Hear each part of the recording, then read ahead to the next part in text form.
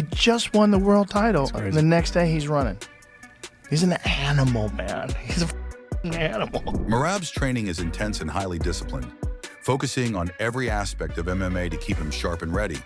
He combines grueling cardio workouts, strength and conditioning, technical drilling, and sparring sessions to improve both his striking and grappling skills. Moreover, Merab's training has reached a whole new level, especially with the involvement of Gable Steveson, the Olympic wrestling gold medalist. They combine Merab's MMA skills with Steveson's elite wrestling expertise, pushing Merab through military-level, high-intensity workouts that demand peak physical and mental toughness.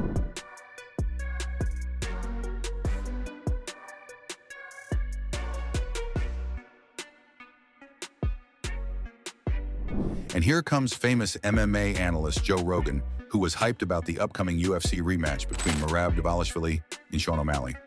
He sees it as a wild and dangerous fight, especially because of how relentless Merab is.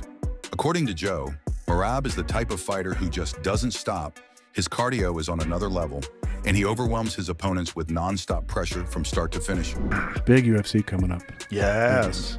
Yeah, the Merab rematch with Sugar Sean. That's an interesting fight. Very interesting fight. I do not know how Sugar Sean keeps that guy off of him, but I do like what he's been doing. Got off social media, stopped smoking, just dialed in. Got his hip fixed, which was a big problem. There's a lot of these fighters that take these fights because it's a lot of money and it's a big event and they don't want to cancel and they got a significant injury. Yeah. Sean. Even the toughest, most elite grapplers have struggled to deal with Merab Dvalishvili.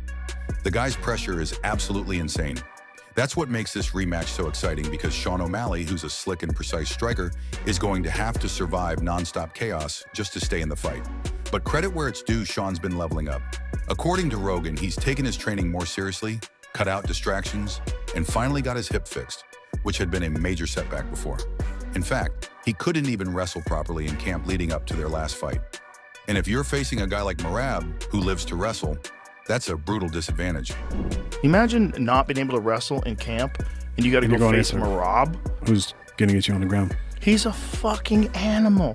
That guy's superhuman. There's no one like him. The cardio that guy has is off the charts. It's just off the charts. I've never seen anything like it. He doesn't get tired. Yeah. And he's full gas, no breaks, the entire fight. It's just smothering, overwhelming people. Even Nurmagomedov, who's also an animal. Hey, on your left. Hey, on your left again. Watch out, on your left. On your left. Help.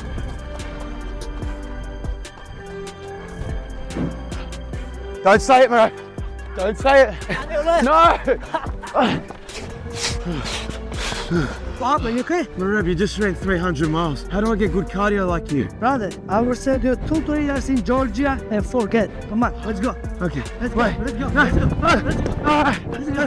And get this, what blew Joe Rogan's mind was hearing that Merab went for a run the day after winning his fight. While most fighters are recovering, this guy's already back on the grind. That level of dedication, it's different. Merab doesn't just train hard, he's built like a machine. At the end of the day, Joe sees this fight as a true clash of styles. Merab's relentless takedowns and pressure versus Sean's refined striking and new focused mindset. It's unpredictable, it's intense, and it's got all the makings of a classic. Meanwhile, Merab's fired up for this rematch. It's his very first, and he's feeling good, but don't get it twisted. He was relaxed the first time, but now he knows Sean's gonna come in with a brand new game plan, making big moves and switching things up. So Merab's telling himself, you've got to be hungrier, sharper, and more motivated than ever. Ask UFC to, okay, I'm tired of rumors disrespect me, okay, let's make this a fight happen. I know he wants to fight in January, okay, even I'm injured and even it's like I was willing to fight maybe February or March, I'm taking, but okay, so when I tell this, it's, you know, when then I announce this, how it's happened.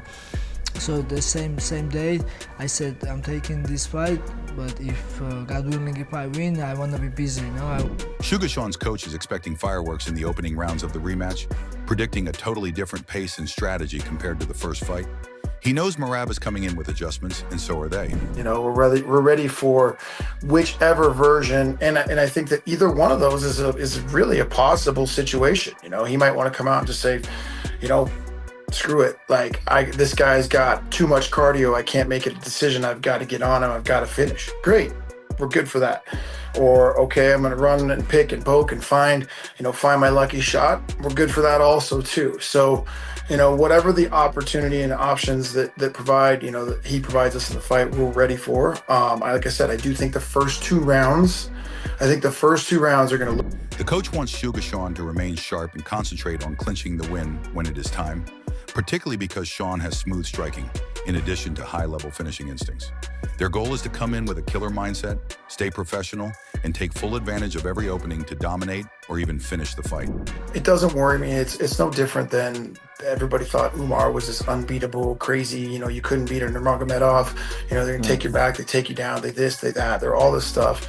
You know, he took him down, Umar took him down, took his back for 0.3 seconds, and we got right back up, and it wasn't, you know, that's supposedly a death sentence with him, you know. So there's always ways around people's games, and again, that's the joys and funs of.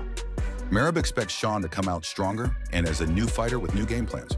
Merab expects Sean to be aggressive early and presumably to throw some striking and body kicks. So Merab is approaching this as a different fight. Before, I was just focused for step by step. You know, every next fight, every next opponent, new challenge. Like I said, this rematch is a little bit weird because I'm not like, it's hard to motivate myself, you know, I'm fighting same guy, but I know this guy will be more dangerous now. First fight, I was game, I have a game plan, I know it was gonna work against him, and he has a game plan, and I stop his game plan. Now it's gonna game plan he will have, but actually I'm guessing, you know, he's gonna attack me from beginning, you know, either striking or body kicks. You know, he was waiting for me, and then I was just keeping distance, and every time he closed distance I was taking down. But this time, you know, it's gonna be different game. Meanwhile, American MMA star Corey Sandhagen dropped a smart and balanced take on the upcoming rematch between Merab Dvalishvili and Sean O'Malley. Even though Sean lost their first fight, Corey isn't counting him out. He believes Sean still has a real shot to turn things around.